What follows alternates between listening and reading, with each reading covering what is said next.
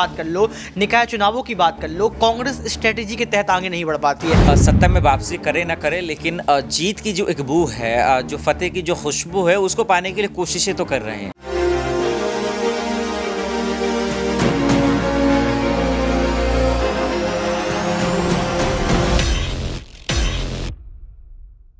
Next 9 news में आपका बहुत बहुत स्वागत है। मैं हूं आपके साथ अबरारुल हक रहमानी।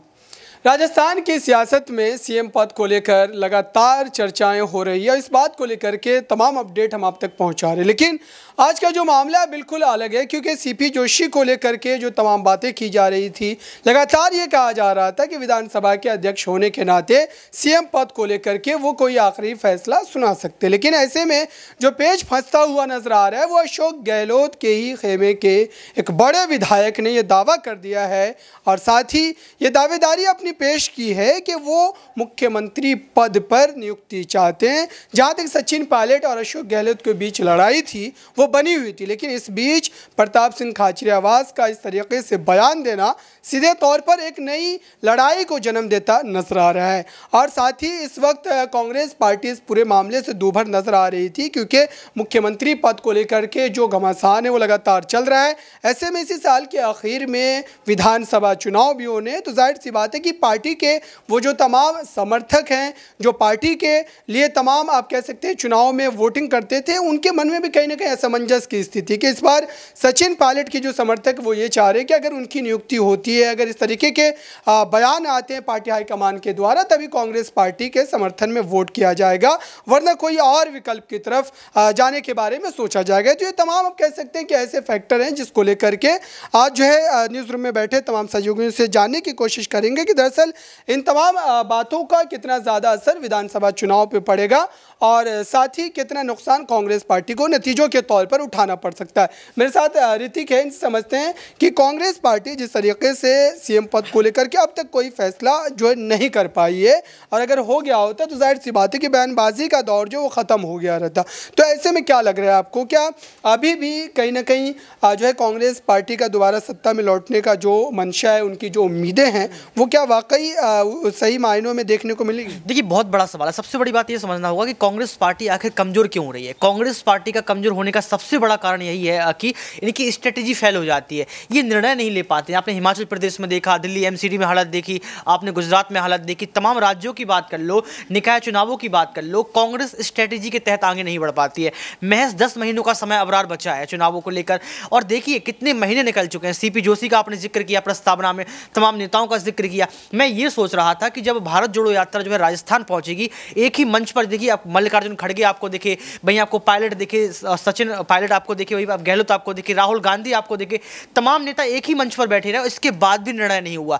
तो आप समझ सकते हैं कि यही सबसे बड़ा कारण है कि आज कांग्रेस पार्टी जो है निर्णय नहीं ले पाती। और मैं बता देता हूं आपको यहां पर कि अगर कांग्रेस पार्टी की आला कमान मल्लिकार्जुन खड़गे ने यहां पर सीएम पद को लेकर और सीएम चेहरा को लेकर अगर यहां पर टिप्पणी नहीं की, यहां पर साफ नहीं किया, तो मुझे लगता है कि राजस्थान से यहां पर जो है कांग्रेस पार्टी हार जाएगी। क्यों?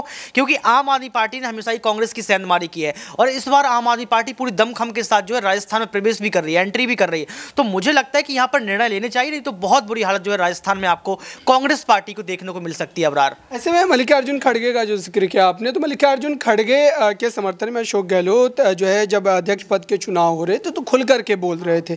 तो इसमें क्या माना जाए कि मल्लिकार्जुन खड़गे जानबूझ करके गहलोत पर फैसला नहीं लेना चाह रहे, क्योंकि उनके लिए समर्थन जो है अशोक गहलोत के द्वारा। मैं सवाल आपका समझ गया। सबसे बड़ी बात यह है कि मल्लिकार्जुन खड़गे कठपुतली के तौर पर काम कर रहे हैं, जैसा कि पहले कयास लगाया गया और ये आज साबित भी हो रहा है। आपने देखिए गुजरात में आपने जो है अशोक गहलोत को पर्यवेक्षक बना दिया, क्या नतीजा मिला? 77 की सीटें आपकी 17 हो गई। इसके बाद देखा गया कि हिमाचल प्रदेश में जो है यहाँ पर सचिन पायलट को उतारा गया, उन्होंने प्रियंका गांधी का ओहदा भी बढ़ाया और चुनाव जितवा के भी दिखाया। तो मुझे लगता है कि मल्लिकार्जुन खड़गे तो कुछ निर्णय लेंगे ही नहीं।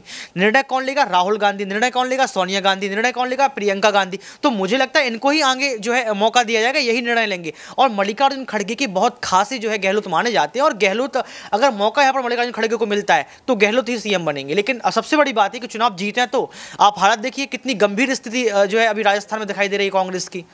बिल्कुल कहीं ना कहीं हालत जो है पार्टी के तौर पर अगर देखा जाए तो काफ़ी ज़्यादा खस्ता हाल है इस वक्त। भारतीय जनता पार्टी इस बीच जिस तरीके से तमाम जगहों पर जाकर के जनता से संवाद करके कहीं ना कहीं इस मुद्दे को उठाने की कोशिश कर रही है और साथ ही सत्ता में आने का जो एक ख्वाब है वो लगभग आप कह सकते हैं कि चकनाचूर होने के दहाने पर नजर आ रहा है। मेरे साथ आसिफ मौजूद है, इनसे समझते हैं कि दरअसल इस वक्त जिस तरीके की चीज़ें देखने को मिल रही है उससे क्या अंदेशा लगाया जाए, क्या कांग्रेस पार्टी सत्ता में वापसी कर रही है? देखिए, इसमें कोई शक नहीं है कि सत्ता में वापसी करे ना करे, लेकिन जीत की जो एक बू है, जो फतेह की जो खुशबू है, उसको पाने के लिए कोशिशें तो कर रहे हैं। अब उसको आप या तो भारत जोड़ो यात्रा से समझ लीजिए, या फिर हिमाचल के जीत से समझ लीजिए, या फिर इस वक्त जिस तरीके से राहुल गांधी प्रेस कॉन्फ्रेंस और तमाम कांग्रेसी प्रेस कॉन्फ्रेंस कर रहे हैं, इसके कहीं ना कहीं एक्टिवनेस से समझ लीजिए। कोशिश कर रहे हैं, जीत हार अपनी जगह है। हाँ, क्योंकि जिस तरीके से बीजेपी इतनी मजबूत हुई है, पूरा गोदी मीडिया जो उनकी ताकत बन गई है, जो सवाल पूछना बंद कर दी है, तो ये उसकी सबसे बड़ी मजबूती है। तो उससे मुकाबला करने में थोड़ा सा वक्त तो लगेगा, लेकिन एक चीज़ ज़रूर है कि उन्होंने शुरुआत ज़रूर कर दी है। अब ये देखना होगा कि आखिर कितनी सीटों पे सिमटती है आगे चलकर, क्योंकि राहुल गांधी ने ये ज़रूर कहा कि भाई साहब, हम लिख कर दे रहे हैं, कोई हमें इस बार जो है कांग्रेस को हरा नहीं सकता। तो उनके बयानों को भी देखना होगा, लोग नोट भी कर रहे हैं। जब चुनाव के नतीजे आ जाएंगे तब फिर ये सवाल जरूर पूछेंगे, तब देखना होगा कि राहुल गांधी का बयान क्या रहता है। क्योंकि देखिए, एक प्रोसेस अभी तैयार हुई है, प्रोसेस से जरूरी नहीं कि वो कामयाबी मिल जाए। हाँ, कामयाबी की दहलीज तक जरूर जा सकते हैं, भले मिले या ना मिले, लेकिन मुझे लगता है कि टक्कर जरूर दे रहा है। भारत जोड़ो यात्रा का जिक्र किया आपने, तो इस बीच कह सकते हैं कि भारत जोड़ो यात्रा गुजरात चुनाव के समय भी चल रही थी, लेकिन उसके बावजूद भी नतीजों में कोई ज़्यादा बदलाव, फ़र्क आप कह सकते हैं नहीं देखने को मिला। तो ऐसे में क्या अब जिस तरीके से पंजाब में इस वक्त भारत जोड़ो यात्रा चल रही है और माना ये जा रहा है कि वहाँ काफ़ी ज़्यादा सक्रियता राहुल गांधी में देखने को मिल रही है लगातार। अब पंजाब को जिस तरीके से कांग्रेस का गढ़ कहा जाता था, किला कहा जाता था, उसके बावजूद भी आम आदमी पार्टी वहाँ सत्ता में आ जाती है। तो क्या यही सारी वजह है जिसकी वजह से इस बार भारत जोड़ो यात्रा में जिस तरीके की आप कह सकते हैं कि वहाँ पर एक्टिवनेस राहुल गांधी की नजर आ रही है, तो इससे क्या आने वाले समय में कोई सियासी फायदा उनको हो पाएगा, या भारत जोड़ो यात्रा एक किस्से की तरह खत्म हो जाएगी और चुनावों पर उसका कोई असर नहीं देगा? देखिए, सबसे पहले भारत जोड़ो यात्रा का जो मकसद हम देखेंगे तो उससे अबरार चुनाव का कोई लेना देना नहीं है, क्योंकि उन्होंने साफ शब्दों में कहा था कि जिस तरीके से मोदी सरकार के राज में नफरतें फैल रही हैं, जो हिंदू मुसलमान के बीच दरारें पैदा हो रही हैं, हम उसको ख़त्म और दुरुस्त करने के लिए दरअसल ये तमाम चीज़ें की गई। एक बात, अब जो लोग इससे सियासी मायने निकाल रहे हैं कि क्या भाई राजनीति पे कोई फर्क पड़ेगा, ये एक अलग बात है। वो अगर मिलता है तो मुझे लगता है ये अलग एडवांटेज है, क्योंकि ना राहुल गांधी और कांग्रेस के जयराम रमेश ने साफ शब्दों में कहा कि भाई राहुल गांधी की उम्मीदवारी या फिर इससे राजनीति कोई फायदा के लिए हमने ये यात्रा नहीं निकाली है, तो इसको हम सियासी तौर पर नहीं देख सकते, पहली बात। दूसरी बात, भारत जोड़ो यात्रा से ये ज़रूर तो हो गया है कि जो राहुल गांधी आज से 6 महीने पहले जो उनको कोई सुनता नहीं था, कोई उनके बयानों का मजाक उड़ाता था, आज कम से कम ध्यान लगाकर सुन तो रहे हैं। और यही उनकी मुझे लगता है बहुत बड़ी कामयाबी है कि उनके शालीनता में, उनके शब्दों में, उनके लहजे में, तमाम चीज़ों में बदलाव आया। और यही लोग चाहते भी थे कि कम से कम राहुल गांधी के बातों में वजन आए। अब जो वजन हमारा आप देख रहे हैं, अब 2024 के लिए वो क्या रणनीति लेकर आते हैं ये एक अलग मायने रहेगा, लेकिन भारत जोड़ो यात्रा का मतलब ये कि वो चुनाव में फायदा मिलेगा ये कहीं से उन्होंने नहीं कहा। लेकिन जिस चीज़ के लिए उन्होंने लाया था कि राहुल गांधी पे लोगों का ध्यान आए, मीडिया का इंटेंशन आए, ये कम से कम राहुल गांधी ने ये पैदा कर दिखा दिया कि भाई हमारे तरफ भी लोग मजबूरन आज मीडिया उसको दिखा जरूर रही है। बिल्कुल यही तमाम बातें, क्योंकि सोशल मीडिया का इस्तेमाल कर जिस तरीके से राहुल गांधी की छवि को बिगाड़ने की जो कोशिश की गई थी,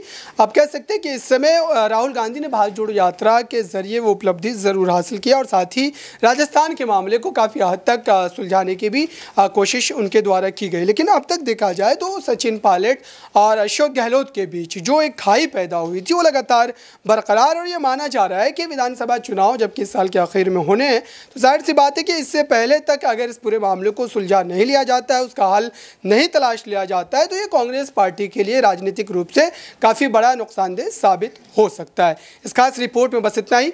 देखते रहिए ताज़ा तरीन खबरों के लिए नेक्स्ट 9 न्यूज़ को। धन्यवाद।